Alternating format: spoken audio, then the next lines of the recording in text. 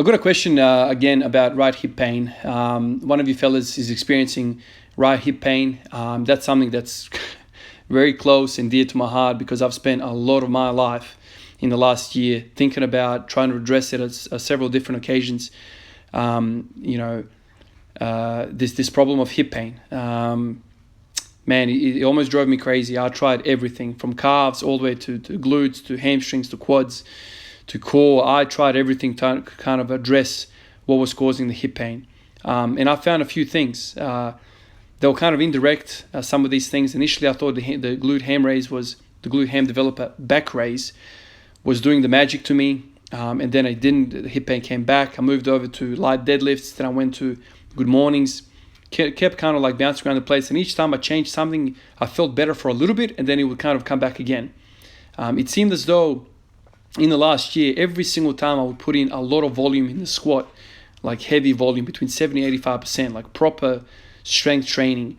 I would put in a few weeks of good training and set myself up for a good PR, and then the ugly head of that hip pain would come up and slow me down, and I would have to kind of slowly deload the volume and then lose my strength and then spin my wheels in mud forever, it seems.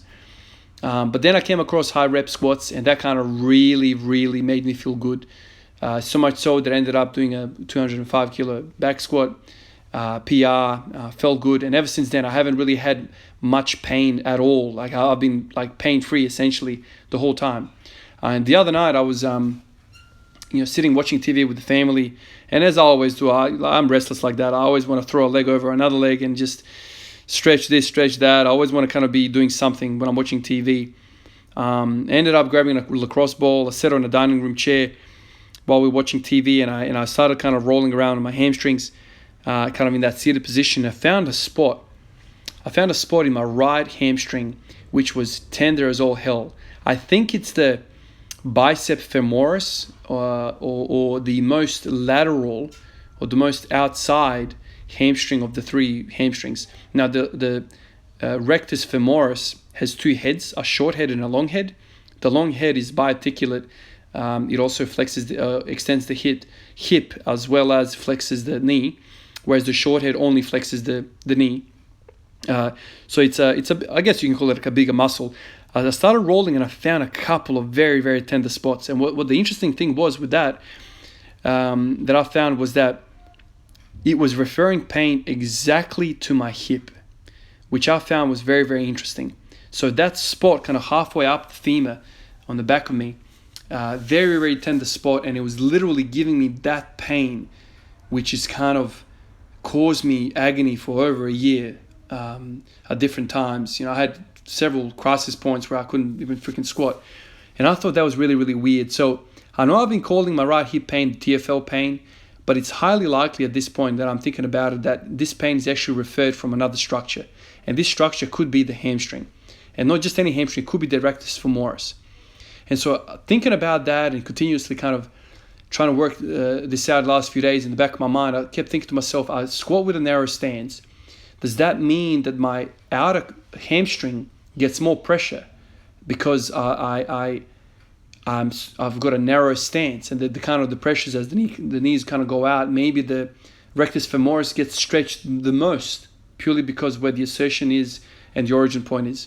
So thinking about that, and I spoke to a few of you guys on Instagram and also in the comments on here, and some of you guys have said, look, tell me about your hip pain. I think I've got the same thing, and I always want to point you guys in the right direction. I don't want to have you guys wasting your time like I did. And so what I've been telling you guys is do your high rep squats, do some sort of pulling. That's kind of the general feel that I have when it comes to this. I feel like if you do those things, you're going to be kind of in the right direction. But I feel like I can fine tune that advice a little bit more. I think there's something else to it. I think we could fine tune it to the hamstring rather than the TFL. Maybe it's got nothing to do with internal, external rotation. Maybe it's got something to do with hamstrings. I know that the TFL is the muscle that connects to the ITB band.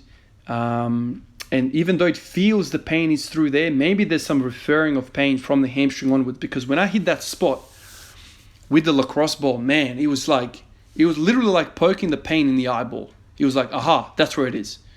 And so last few days, I've been kind of rolling around like a crazy man on that lacrosse ball.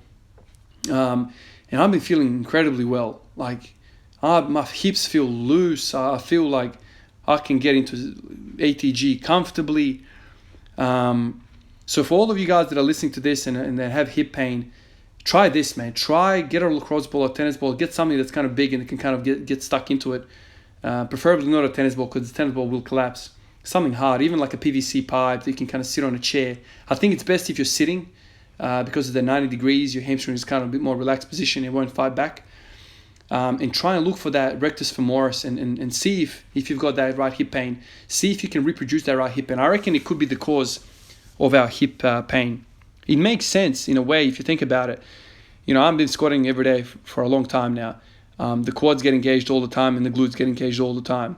But maybe the hamstring doesn't get enough love. And I've had hot and cold moments of training the posterior chain. So even today, when I was doing these Bulgarian split squats, I kept kind of reaching back and feeling my hamstring. Is it really working in this stance? Because it feels like it is. It's really interesting. It feels like it's working more so than it is in a traditional kind of back squat in a sagittal plane. But doing this feels like something more is happening to the hamstring. It's really interesting. Right now, I'm thinking to myself, maybe there's more benefit doing the single-legged squat or the Bulgarian split squat. It's a more kind of a wholesome, all-round better developer of the lower legs, of the lower leg, or just legs in general, than just your traditional back squat, which is interesting because the loads are going to be half, even less than half, when you're using one leg because of the balancing issue, because of the core, because of the torques applied.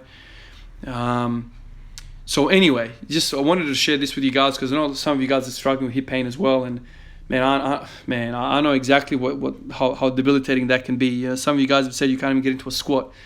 So now that I'm paying attention to hamstrings a lot, yesterday I did a lot of hamstrings. Tomorrow I'm also gonna do a lot of hamstrings. I'm gonna try and smash them every opportunity I get, because I feel like I'm feeling a lot better when I do them. My squats are feeling better.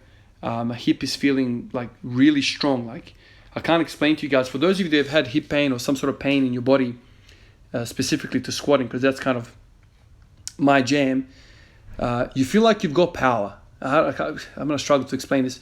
Like, I feel like I've got power to squat 210, 220. It's a strange sensation. Like, I unrack the bar and I'm like, yeah, I can squat this. But then as I kind of go into the squat, I feel like there are structures. It's unclear to me where these structures are, but I feel like some structures I cannot trust. It's a weird sensation, but that's kind of the best way I can explain it. I can't sink it in the hip with all my mind. I can't like punch somebody in the face out of the bottom of the squat. You know what I mean? Like, I can't just jump with the bar. I kind of have to ease into it. I'm always afraid that something's going to go pop. It's a weird sensation, and that could be like an overstatement that something's going to go pop. It's not like that. But, you know, when I said to you guys in the past, like, I feel poppy, it's that sensation that I can just literally dump my ass into that bottom of that squat and I'll come back up fine. That security, that confidence, that's what I define as popping, man. Like, the ability to just trust every single component of your body to do the job. That's a sick feeling. I love that shit, man. So anyway, if you got hip pain, try that out. Get a lacrosse ball, roll that hamstring and do a lot of hamstring work, and hopefully it will go away, because right now I'm feeling this is doing wonders for me. You're seeing me bench press, which is something you don't see me bench press often at all. The reason I haven't been bench pressing a lot at all is because, one, I'm always kind of screwed at the end of my squat workouts, and I'm always kind of running out of time before work and whatever.